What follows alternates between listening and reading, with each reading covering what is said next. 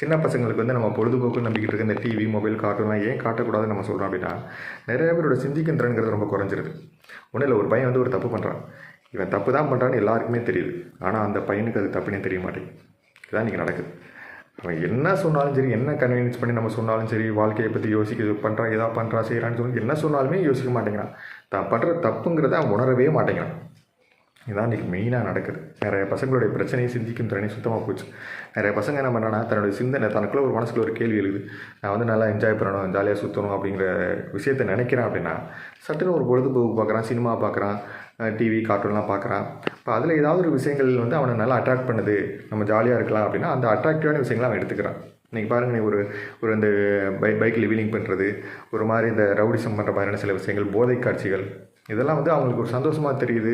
இதிலலாம் சந்தோஷம் கிடைக்குதுன்னு சொல்லிட்டு நிறைய சினிமாக்கள் காட்டுறதை பார்த்து அதிலலாம் சந்தோஷம் கிடைக்குமா, இதுதான் லைஃபோ அப்படிங்கிற மாதிரி அவன் நினச்சி அதையே தன்னை ஃபாலோ பண்ண ட்ரை பண்ணுறான். இன்றைக்கி அதனால் நம்ம என்ன விளக்கன்னு சொன்னாலும் எவனும் திருந்துறதில்லை.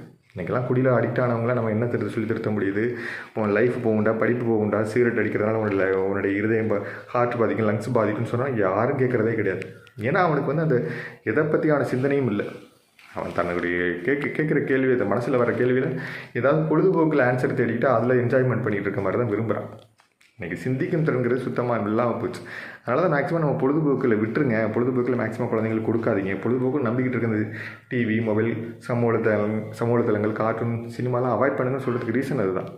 ஏன்னா இப்போ அவனுக்குள்ள ஒரு கேள்வி எழுகுதுன்னா, நம்ம வீட்டில் இப்போ ஒரு சில செயல்கள் செய்வோம்.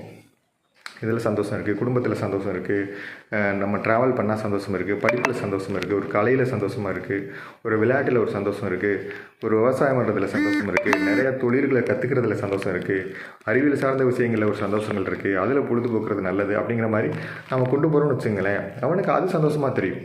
ஆனால் இன்றைக்கி நம்ம காட்டக்கூடிய சமூக தளங்கள், பொழுதுபோக்குகள், சினிமாக்கள், கார்ட்டூன் எல்லாம் நம்ம இதையா பொழுதுபோக்குன்னு காட்டுது, இதையா சந்தோஷம்னு காட்டுது. அவங்க காட்டுற சந்தோஷமே வேறு. அதைத்தான் அவங்க பெருசாக எடுத்துக்கிறான். அதை நம்ம அவங்களுக்கு முன்னாடியே காட்டுறதுனால அவங்க அதைத்தான் சந்தோஷம்னு எடுத்துக்கிறாங்க. அதான் நம்ம மாற வேண்டியது நம்ம தான். இந்த மாதிரியான விஷயங்களை நம்ம கண்டிப்பாக குழந்தைங்களுக்கு காட்டாமல் இருக்கிறதே பெஸ்ட்டு. சினிமாலாம் தயவு செஞ்சு குழந்தைங்களுக்கு காட்டவே காட்டாது. ஏன்னா அதில் நிறையா அவங்க மனசில் தோணுகிறது ஆன்சர் வந்து அவங்க எடுத்துக்கிறாங்க. தப்பான வழிகளுக்கு போகிறதுக்கான வாய்ப்புகளும் அதிகமாக இருக்குது.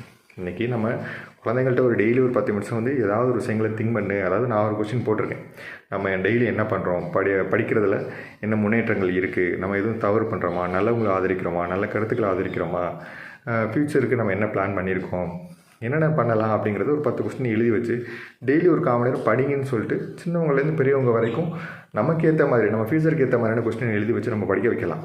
ஒரு 1/4 மணி நேரம் சிந்திக்கணும் நம்மளை பற்றி. 1/4 மணி நேரமோ இல்லை 1/2 மணி நேரமோ இல்லை 1 ஹவரோ சிந்திக்கிறத பற்றி தப்பு இல்லை. டெய்லி ஒரு 1/4 மணி நேரம் இதுக்காக நம்ம ஒதுக்குறது தப்பு இல்லை. அதுக்கான ஆன்சரை கண்டுபிடி, அதுக்கான விளக்கங்களை நீனே தேடிக்க. டெய்லி இந்த 10 கொஸ்டினை படித்து பாரு.